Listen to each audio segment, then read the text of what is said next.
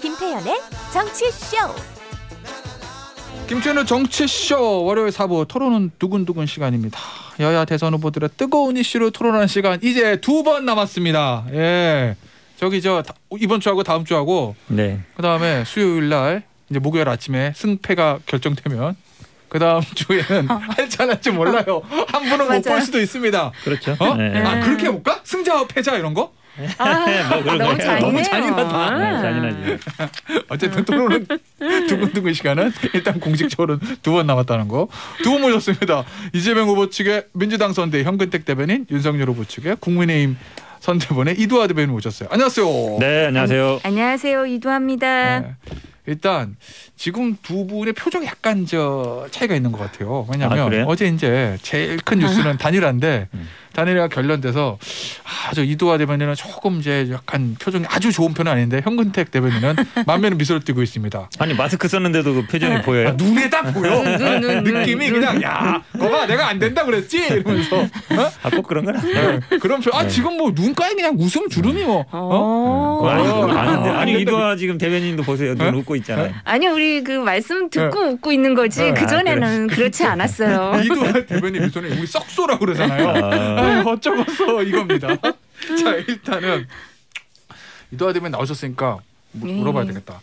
어제 이제 윤석열 후보가 굉장히 자세하게 저는 살면서 합의 결련된 다음에 그 과정을 후보가 그렇게 낱낱이 공개하고 그다음에 권영세 본부장 백브리핑 그다음에 선대위에서 파일도 나눠줬잖아요. 일지 그렇게까지 자세하게 공개하는 건 처음 봤거든요. 앞으로도 별로 못 볼 것 같은데. 어떤 배경에서 그렇게 자세하게 공개한 거예요? 사실 이제 이 단일화에 대한 가장 큰 요청은 국민들한테 있었어요. 그러니까 윤석열 후보를 지지하거나 안철수 후보를 지지하는 분들도 있었지만 정권 교체를 지지하시는 분들이 더 많잖아요. 사실 이제 윤석열 후보가 정권 교체를 지지하는 지지율을 다 끌어안고 있지 못해요, 솔직히요. 숫자상 그렇죠. 숫자상으로는 그런데 근데 정권 교체를 지지하는 분들이 윤석열 후보에게도 엄청난 압박을 보냈어요. 문자, 전화 뭐 이렇게 해서 이거 단일화 해야 된다. 그리고 왜 후보가 뭘 한다는 얘기가 없느냐. 되게 궁금해들 하셨어요. 그래서 후보가 한 일이 뭐고 단일화 과정 어떻게 되고 있는지를 너무너무 궁금해 하시는데 후보 입장은 말씀을 드렸었지만 안철수 후보 자택에도 찾아가고 싶고 본인이 뭐 어떻게 하고 있는지 말씀을 하고 싶은데 그런 얘기를 하는 순간 단일화 과정 중에 그런 얘기를 너무 자세히 하는 건 상대방에 대한 예우가 아니라고 생각하고 말을 삼가고 있었는데 안철수 후보가 그러시잖아요. 뭐 전화, 문자도 너무 많이 오고 전화도 너무 많이 온다. 그런 말씀하셨는데 윤석열 후보도 작년 8월에 입당할 때 전화번호가 공개돼서 엄청나게 전화와 문자가 많이 왔어요. 그리고 우리 지도부도 아시겠지만 이준석 대표, 김기현 원내대표, 최고위원들 전화번호가 다 공개돼서 여기 문자 보내라고 뭐 그렇게 얘기를 하셨기 때문에 그분들이요. 우리 후보의 지지자가 아니라 정권 교체 지지자들이셨어요. 그런 분들이 우리 후보한테도 그렇게 압박을 하고 안철수 후보한테도 문자를 보내신 걸로 알고 있습니다. 그래서 후보는 국민들, 지지자들에 대한 예우가 이 부분에 대해서 궁금증을 풀어드려야 된다. 이런 생각이 아주 강하셨고요. 거기에 대한 문자나 전화 요청이 너무너무 많은 상태였습니다. 그래서 부득이하게 이런 말씀을 드리게 됐고 그리고 또 하나 의문이 어제 그런 얘기 하셨잖아요. 안철수 후보가 우리는 정권 대리인이라고 생각했던 이태규 의원 그리고 최진석 본부장이 나섰었거든요. 근데 그쪽이 정권 대리인이 아니다. 그냥 말 들어본 거라고 했다. 이런 얘기가 이제 뭐 사후에 나왔지만 저희도 의문을 가지게 된 거예요. 우리가 생각했던 이분들이 정권 대리인이 아닌가? 근데 전화와 문자는 안 돼요. 그래서 안철수 후보와 직접 전화와 문자는 안 되니까 후보가 직접 마지막에 희망의 끈을 놓지 않고 안철수 후보한테 이런 일이 과정에 있었다. 그리고 이런 일이지만 저는 아직도 기다린다. 직접 만나고 싶다. 이런 말씀을 꼭 드려야겠다. 이런 생각을 했던 것 같습니다. 어제 보시긴 민주당에서는 어떻게 보세요? 어제 기자회견. 그 파일 제목에 다 나왔잖아요. 의도가. 파일 제목이 원래는 그 파일명은 이 단일화 협상 경과라고 돼 있는데 거기 보도에 나왔죠. 파일 제목은 뭘로 돼 있냐면 정리해서 못 만나면 깐다. 정리라는 게 일정을 정리하는 거고 못 만나면 그러니까 단일화가 안 되면 깐다가 아니고 못 만나면 깐다. 이 얘기는 단일화 내용보다는 오히려 만날 거냐 말 거냐 그거였고 깐다는 얘기 뭐겠어요. 이거 폭로한다는 얘기거든요. 근데 이거를 지금 말씀하신 것처럼 단일화가 돼서 후보가 단일화 됐습니다. 발표하는 건 이해가 가요. 단일화 안 됐을 때는 후보가 본인이 하는 건 좀 이상하거든요. 왜 그러냐면 안철수 후보가 계속 그랬잖아요. 여론조사 받든지 말든지 후보님 얘기해 주세요. 얘기했는데 그때는 침묵이었거든요. 왜 그랬겠어요. 그때는 지지율 잘 나오고 단일화 안 해도 이길 것 같으니까 가만히 있다가 이제 단일화 안 하면 이제 질 것도 같고. 근데 어제 재밌는 게 다 그거였죠. 윤핵관이 없는 줄 알았더니 살아났다 다시. 그동안 계속 살아 있었구나. 장제원 의원이 윤핵관인 거는 대부분 다 알고 있었는데 후보가 딱 인증을 해줬잖아요. 정권 대리인 장제원. 그럼 그동안 뭐 선대위 직책도 없고 뭐 나오지도 않습니다 했던 분이 실제로 다 비선에서 움직였던 거 아닌가. 이제 그렇게 얘기한다 그러면 윤석열 후보 그랬잖아요. 그분은 뭐 선대위 직책도 없고 잘 안 나옵니다 했던 얘기가 틀린 얘기 아닌가. 이렇게 얘기할 수밖에 없는 상황인 것 같습니다.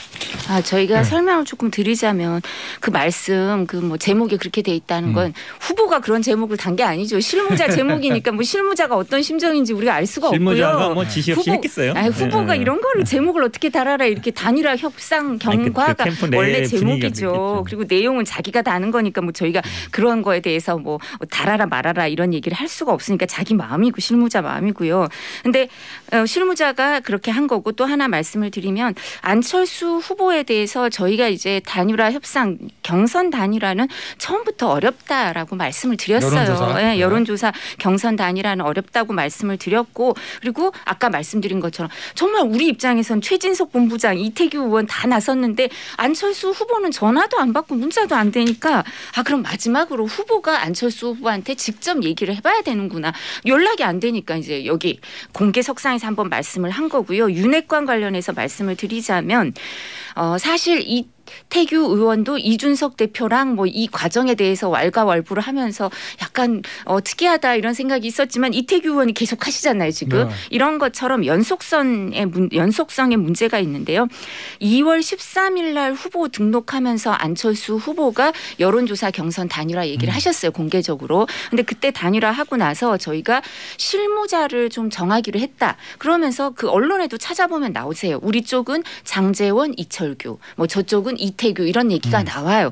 그래서 그런 부분 얘기를 했을 때 장제원 의원이 개인적인 인연이 있다 그러더라고요. 김미경 교수, 안철수 후보랑 개인적인 인연이 있고 이래서 이 부분 얘기를 했더니 장제원, 이철규 이 두 분을 얘기했더니 안철수 후보 쪽에서도 좋다고 해서 서로 동의가 되는 사람들을 한 거고요. 원래는 하려면 최진석 본부장, 권영세 본부장이 해야 되죠. 근데 저기 또 최진석 본부장이 안 나왔잖아요. 그런 것처럼 연속성이 있는 사람들이 했고 그리고 장제원 의원은 오히려 선대위에서 선대본에서 직책이 없기 때문에 뭐 새벽 밤을 새서도 협상을 하고 했을 때 표가 안 나죠. 선대본부장은 일일 점검회의도 해야 되고 뭐 할 게 많으신데 그럼 벌써 기자분들이 눈치를 챘겠죠. 그런 부분이 있고요. 그 대신에 장제원 의원이 이런 역할을 하면서 이준석 대표와 권영세 본부장한테 모든 걸 공유했다고 하고요. 그리고 말씀드린 것처럼 안철수 후보 측에서 협상 대상자로 좋다고 한 사람이고 그리고 진작부터 얘기가 나왔던 사람이고 연속성과 그다음에 비공개성 때문에 이분이 하게 되었다. 근데 뭐 다른 역할은 뭐 없는 걸로 제가 알고 있습니다. 알겠습니다. 요거 마지막 요거만 하나씩 짚죠. 그러면 일단 정치는 생물이니까 알 수는 없지만 현실적으로 사자 구도로 간다고 보고 네. 판세는 어떻게 영향을 줄 거예요? 민주당 입장에서는 땡큐 이겁니까? 아니 뭐 단일화는 저희들이 뭐 어떻게 할 수 있는 영역이 아니기 때문에 영역은 아닌데 이제 판이 이렇게 벌쳐지는 저는 뭐 단일화의 유불리를 언급하는 건 적절치 않다고 봅니다. 네. 오, 굉장히 점잖으신 태도인데. 모범답안 여유가 있어 보여요. 아니 그게 아니고 사실은 제가 뭐 하도 이제 국힘당에서 고발을 많이 하기 때문에 발언에 아주 조심하고. 원래 저희 같이 방송 진행하는 사람 입장에서는 저희가 언급하는 거 적절하지 않습니다. 이거 제일 싫어하는 답변입니다. 뭔가 언급해 주셔야 되는데. 아니 불리하지는 않죠. 불리하지 않다 정도 말씀드리겠습니다. 너무 여유가 있으신 것 같은데요. 말을 아끼시는데요.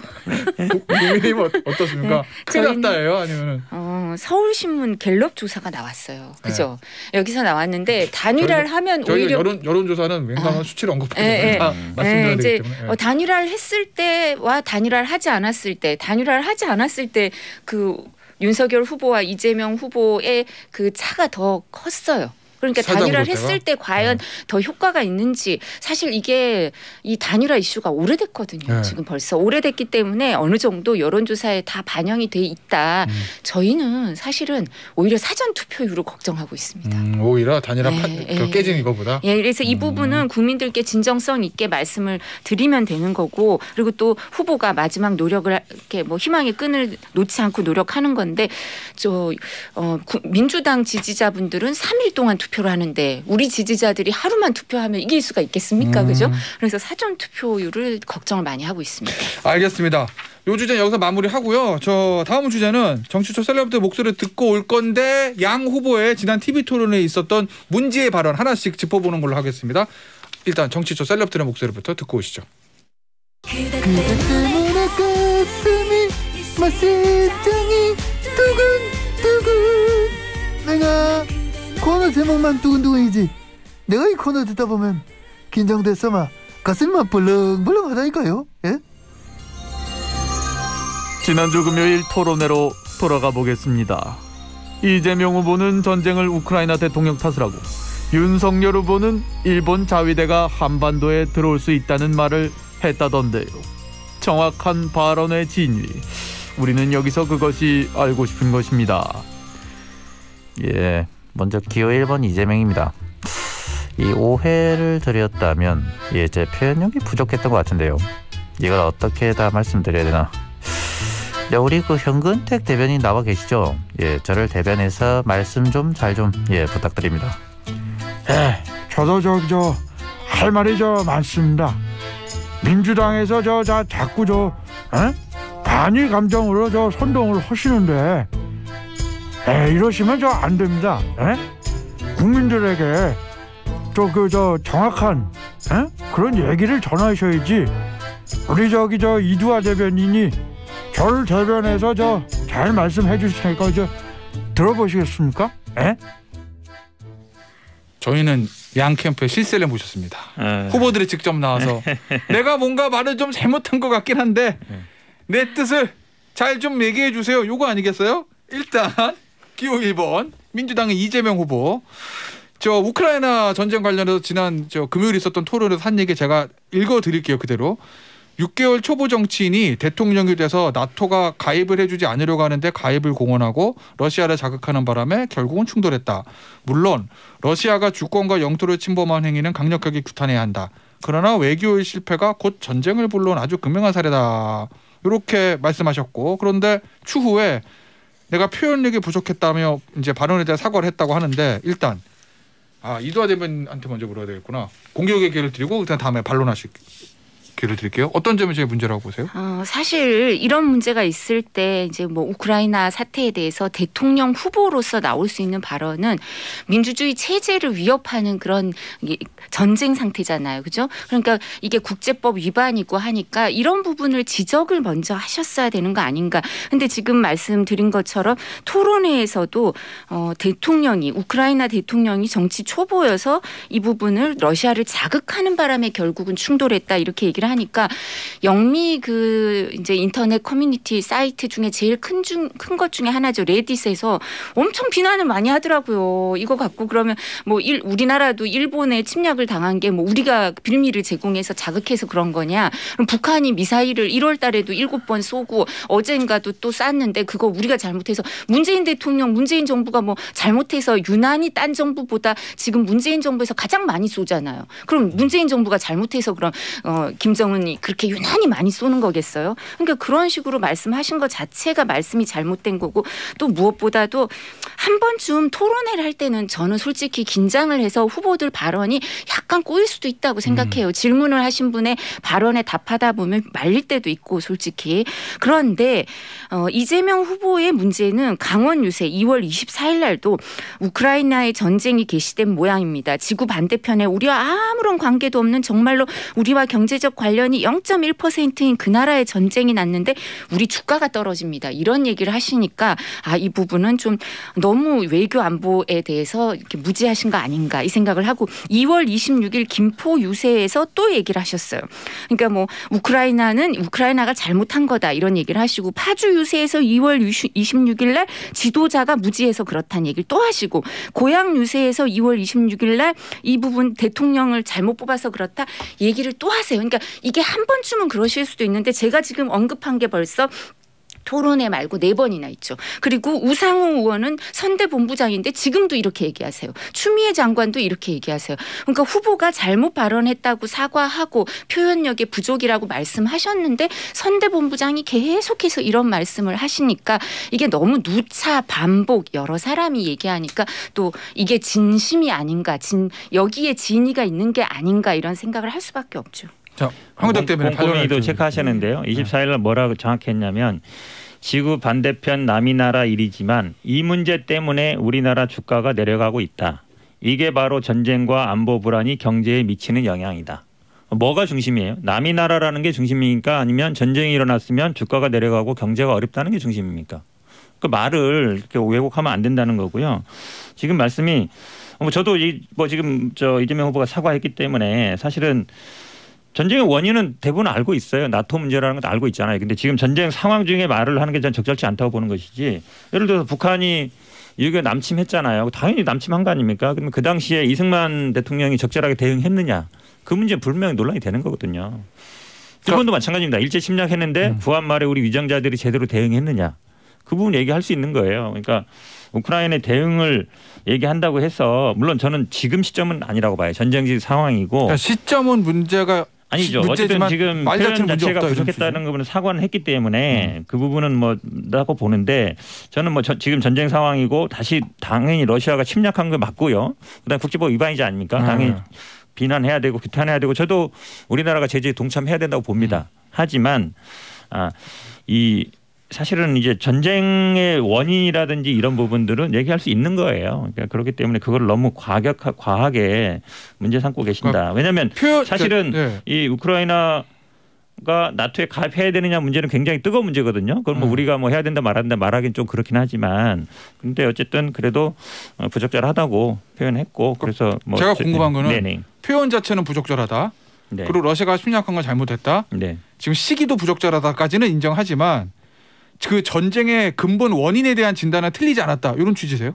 아니 그건 아니고요. 그러니까 나토 아니에요? 가입 문제는 논란이 있는 거예요. 우크라이나가 예를 들어서 가입을 본인들이 원하면 할 수 있는 거죠. 할 수 있는 거고 아니면 안 할 수도 있는 건데 그렇다고 해서 지금 윤석열 후보처럼 나토에 가입해야 된다라고 과연 얘기하는 게 맞느냐 그런 생각은 있어요. 그 결정이 제가 보기에는 아마 굉장히 중요했던 것 같고 아마 우크라이나 입장에서도 나토 가입이냐 아니냐가 굉장히 이제 중요한 문제인데. 알겠습니다. 근데 이제 이런 발언 자체가 저희가 약간 위험한 게요. 왜냐하면 나토 가입은 젤렌스키 대통령이 처음 얘기한 게 아니라 그 전에 대통령이 다 결론 낸 거고 여긴 따라가는 것뿐이고요. 그 나라 국민이 결정할 문제죠. 근데 우리가 봤을 땐 동맹 강화가 중요하다는 얘기를 할 수 있지만 거기에 대해서 부족한 이재명 후보가 그 지식으로 그 러시아를 자극해서 전쟁이 났다 이렇게 말씀하시면 그건 부적절하죠. 자, 그러면 토론이 있었던 윤석열 후보 얘기. 심상정 후보와 있었던 얘기인데 심상정 후보가 한미일 군사동맹 관련해서 유사시에 한반도에 일본이 개입하도록 허용하는 건데 한미일 군사동맹 추진되면 그걸 하시겠냐 이렇게 물으니까 윤석열 후보가 유사시에 들어올 수도 있는 거지만 꼭 그걸 전제로 하는 건 아니다 이렇게 얘기했어요. 민주당에서는 유사시에 일본 자위대가 들어올 수 있다 망언이다 이렇게 비판했고 국민의힘은 발언 왜곡 이렇게 주장하는데 자 황운택 대변인.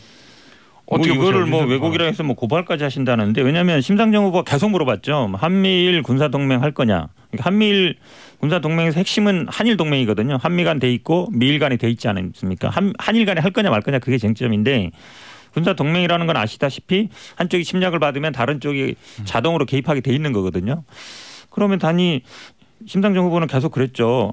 윤석열 후보가 절대 안 하실 거냐. 그렇죠 얘기했거든요. 절대 안 된다. 한일 간에는. 근데 윤석열 후보는 그 가능성을 열어놓은 거예요. 한일 간에 군사동맹 할 수 있다. 그런 가능성을 열어놓은 거고. 한미일 군사동맹. 네. 그중에 이제 핵심이 한일이라니까요. 한미일 간에 하는 게 아니라 한일 간에 하냐가 중요한 거니까. 근데 지금 뒤에는 물론 그걸 전제로 하는 건 아니라고 했지만 유사시에 들어올 수 있는 거지만 유사시에 들어올 수 있다는 걸 전제로 하는 거잖아요. 그러니까 아시다시피 일본이 뭐 우리나라 뭐 임진왜란이라든지 아니면 한일 합방할 때 어쨌든 이 진출했던 거를 문제 삼는 거기 때문에 어떤 일이 있어도 안 된다는 거거든요. 대부분의 국민들은 그거에 동의할 거라고 보고 심상정 후보도 그렇기 때문에 그걸 집요하게 여러 번 물어본 거거든요. 일본이 그럼 한반도에 올 수 있느냐. 근데 그 부분에서 가능성을 열어뒀기 때문에 문제라는 것이죠. 그러니까 저희가 말씀드리지만 제가 아까 말씀드렸잖아요. 이재명 후보는 여러 번 유세 그리고 추미애 뭐 우상호 이런 분들이 계속 거기 공세를 가세하고 있기 때문에 이게 우발적인 발언이 아니라고 말씀을 드렸던 거고요.